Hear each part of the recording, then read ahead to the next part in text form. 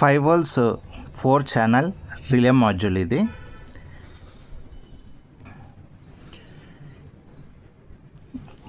దీనికి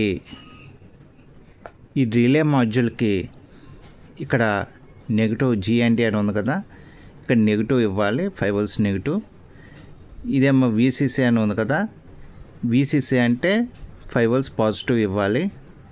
ఇక్కడ ఇది ఉందో చూసారు కదా, ఇన్పుట్ 1, ఇదేమో ఇన్పుట్ 2, ఇదేమో ఇన్పుట్ 3, ఇన్పుట్ 4.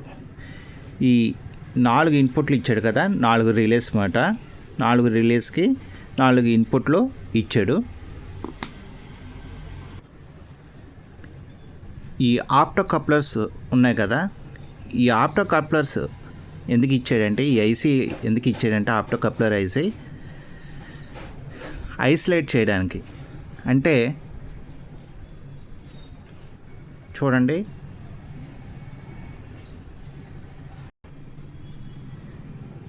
ఈ ఆప్టో కప్లర్ ఐసీలు ఉన్నాయి కదా, ఈ ఐసీలు ఎందుకు ఇచ్చాడంటే 4 ఇచ్చాడు. అంటే ఒక్కొక్క ఛానల్కి, ఒక్కొక్క రిలేకి ఒక్కొక్క ఆప్టో కప్లర్ ఐసీ ఇచ్చాడు. ఈ ఆప్టో కప్లర్ ఐసీ ఏం చేస్తుందంటే ఐసోలేట్ చేస్తుంది అన్నమాట. అంటే ఏంటి, ఈ అవుట్పుట్లో హై వోల్టేజ్ ఉంటుంది కదా, ఒకవేళ హై వోల్టేజ్ వచ్చి రిలే కాయిల్ డ్యామేజ్ అయిపోయి ఇదంతా హై వోల్టేజ్ వచ్చింది అనుకోండి ఉదాహరణకి, ఈ అవుట్పుట్లో ఉన్న ఈ హై వోల్టేజ్ ఇన్పుట్లో ఉన్న కంట్రోల్ చేసే సర్క్యూట్కి వెళ్లకుండా ఈ ఆప్టో కప్లర్ ఐసీ అన్నది ఐసోలేట్ చేస్తుంది.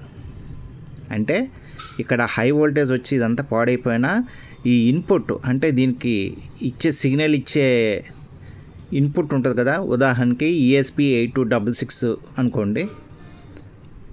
ఆ ESP8266కి ఈ అవుట్పుట్ నుంచి వోల్టేజ్ ఇన్పుట్కి వెళ్లకుండా, ESP8266కి వెళ్లకుండా ఈ ఆప్టో కప్లర్ అన్నది ఐసీ అన్నది ఐసోలేట్ చేస్తుంది అన్నమాట.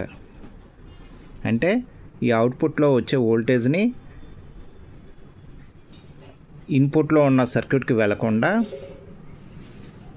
ఈ ఆప్టో కప్లర్ ఐసీ అన్నది ఐసోలేట్ చేస్తుంది అన్నమాట.